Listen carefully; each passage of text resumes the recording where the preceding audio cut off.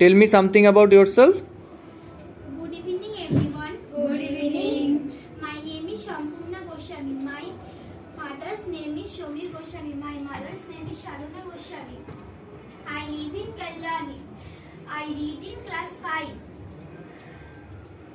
My school name is Vedi Bhavan Shukanta Shishu Niketan. I like to play badminton in my free time.